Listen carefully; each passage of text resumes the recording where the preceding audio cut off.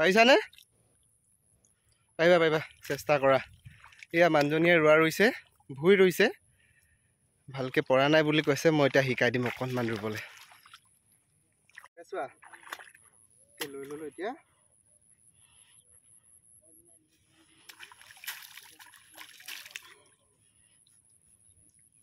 দেখাইছোঁ দেই তোমাক।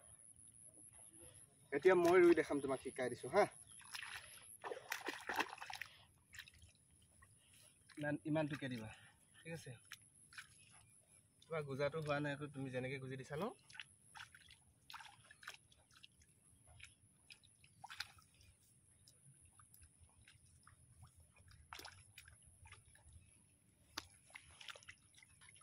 আমি কলেজলৈ যাওঁ নহয়, কলেজলৈ যোৱাৰ আগত মাহঁতৰ লগত যেতিয়া ভাত দিব আহোঁ নহয়, তেতিয়া এনেকৈ ৰুবলৈ শিকিছিলোঁ। আৰু আজিও গৌৰৱেৰে ক'ব পাৰোঁ, সেইখিনি কোনো পেলনীয়া কাম নহয়। আজি পত্নীক শিকাব পাৰিছোঁ সেইখিনি কাম। যিহেতু পত্নীৰ ঘৰত খেতি নচলে, খেতি নকৰে তাত, সেইকাৰণে তাই এইবোৰ ভুই ৰুবলৈ হওক, ধান কাটিবলৈ হওক, এইবোৰ ভালদৰে নাজানে। আৰু বিশেষকৈ চাউল চাফা কৰিবও নাজানে। চাউল চাফা কৰিব শিকালোঁ, এতিয়া ভুই ৰুব শিকাব লাগিব, ধান কাটিবলৈও শিকালোঁ। আমি কৰা জীৱনত প্ৰতিটো কামেই গুৰুত্বপূৰ্ণ, কোনোটো কামেই পেলনীয়া নহয়। আজি এইটো শিকি থোৱাৰ কাৰণে তোমাক মই শিকাব পাৰিছোঁ, হয় নাই? কাইলৈ যদি আকৌ এটা বেলেগ এটা কাম শিকি থওঁ, সেইটো তোমাকো শিকাব পাৰিম, লগতে দুজন বন্ধুকো শিকাব পাৰিম, হয় নাই? লাজ কৰিব নালাগে, চব কাম কৰিব শিকিব লাগে।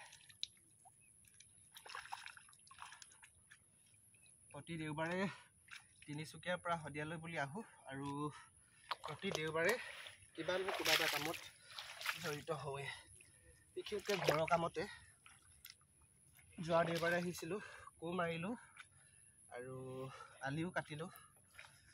আজি এইটো দেওবাৰত ভুইও ৰুলোঁ, লগতে কঠীয়াও আনিলোঁ, সেনেকৈ আৰু।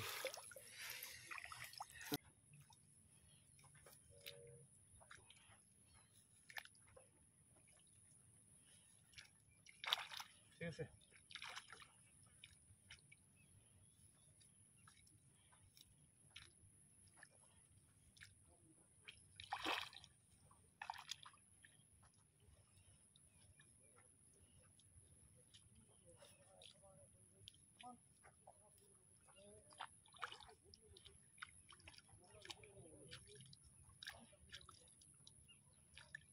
দেখিলা এনেকৈ ৰুব লাগে, হয়?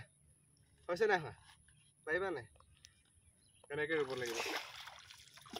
প্ৰথমতে শিকালোঁ লাই ৰুবলৈ, তাৰপিছত দ্বিতীয়তে শিকালোঁ চাউল চাফা কৰিবলৈ, চাউল জাৰিবলৈ। এতিয়া 3 নম্বৰতে শিকাইছোঁ ভুই ৰুবলৈ। এনেকৈ ৰুব লাগিব, হয়?